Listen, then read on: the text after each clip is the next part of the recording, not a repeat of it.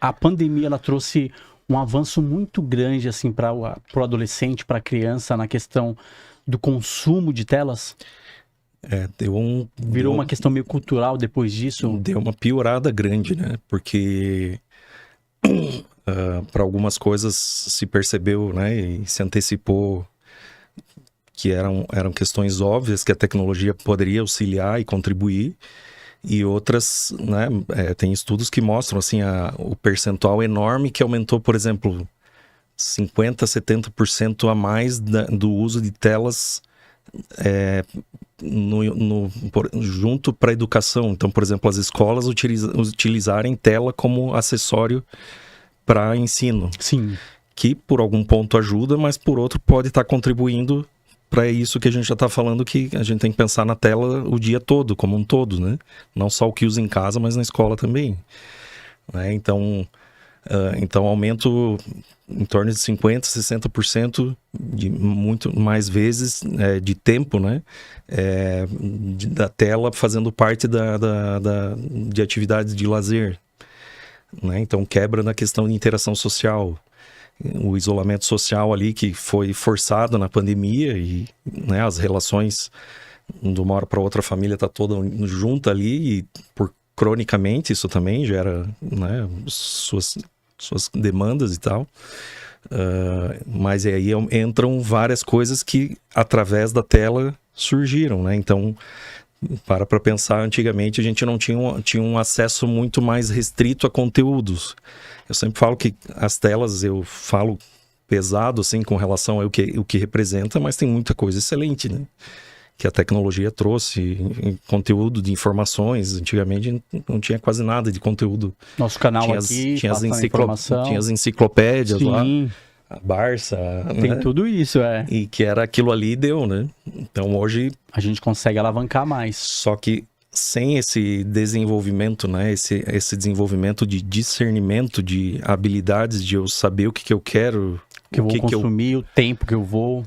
O que é certo ou errado, o que é bom ou não é, né? Se eu não desenvolvo isso, eu não vou saber utilizar todo esse potencial a meu favor. Então, até essas questões de inteligência artificial, quem não tem algum discernimento e um desenvolvimento da consciência sobre isso, não vai saber utilizar ela, né? Então, são várias coisas positivas, mas que a desestruturação, né, o não desenvolvimento de questões de estrutura, de enfrentamento emocionais, não vão possibilitar isso. Então, uma outra forma de raciocinar, né, de a gente entender, né, se eu estou usando tela demais, eu não estou me relacionando com meu pai, com a minha mãe. Então, são menores situações que a mãe pode cobrar por uma coisa que está errado. Porque a criança, uma conduta... não vai ter essa visão, né? Até porque ela está na dopamina ali, está no prazer. Mas a gente avaliando essa questão da criança, do adolescente, nas telas, no excesso, o que já chegou para você numa dependência? Qual é a visão que você tem, ou um caso muito agravante? Tipo, olha, a gente foi tirar a tela aqui e ao nível de abstinência, o que acontece com essa pessoa? Eu tive casos, assim, algumas características que eu já fiz pesquisa lá no hospital público que interna por tentativa de suicídio, 100% tá usando muita tela, né?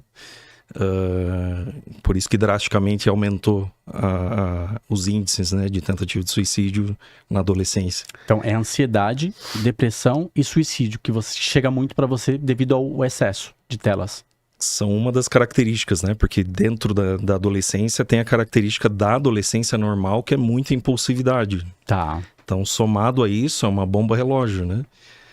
Porque tem o normal da adolescência, que é os hormônios, a impulsividade, a questão de testar as coisas, de querer, né, tomar as próprias decisões. É a fase que a gente fala que é o segundo parto, né? É a segunda, que é a fase que deixa de criança para ir rumo à vida adulta, mas tomando muita atitude de criança, né? Aí... E os pais tratando como criança, mas cobrando também. É uma confusão, porque remete à nossa adolescência, né? Sim. Que sempre, para todo mundo, foi complexo, né?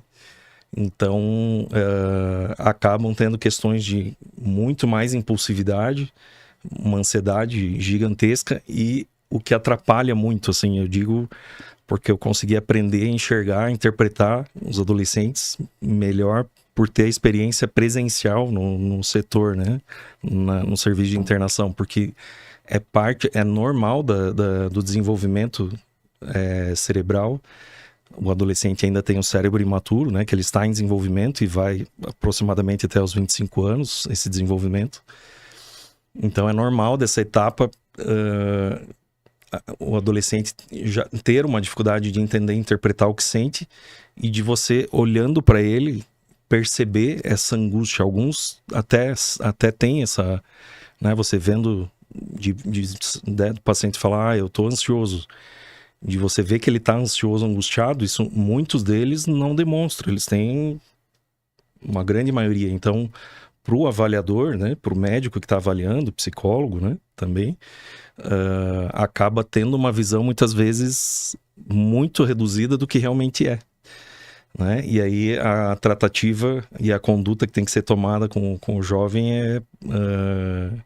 acaba muitas vezes sendo muito menor, e aí tem os estouros, né? Então, alguns casos assim que a gente orienta, não, temos que estruturar uma rotina, reduzir tela, isso vai desmamando, né? Gradativamente. E aí de pais, às vezes, ter o clique ali de ficar revoltado, de se dar conta, né, que a tela tá demais e tira de uma hora para outra. E aí?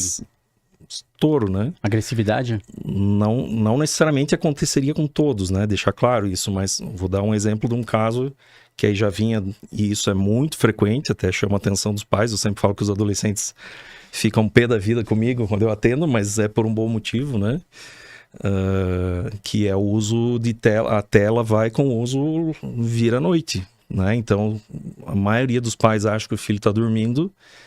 O celular só para uma musiquinha, ou é para usar o despertador. Já vi adolescente assim. Tá, virando 2, 3, 4 da manhã. Quando eu fiz um estudo lá no hospital, a gente perguntou muito sobre isso, sobre o sono, né? E eu orientei os acadêmicos na época de medicina para perguntarem, para a gente fazer a pergunta 3 a 4 vezes de que horário que eles iam dormir. Porque a primeira vez eles vão responder o que você quer escutar, né? Então, não, 10 da noite. Aí você tem certeza? 11h30, meia-noite. E eles vão se entregando até que você vai ver, dorme 2, 3 da manhã, 4 da manhã. Um sono não reparador, então entende, essa é uma característica que as telas estão trazendo que a gente não tinha antigamente, né? Da 9, 10 da noite, cama antigamente, né? Não tem conversa, né?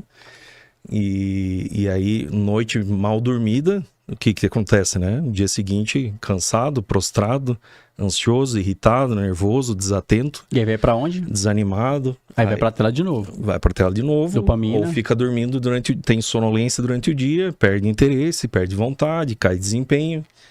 Entende? Então, e começa a ficar angustiado, é um ciclo de coisas que vão acontecendo, né? De uma questão de uma rotina não estabelecida. Sim.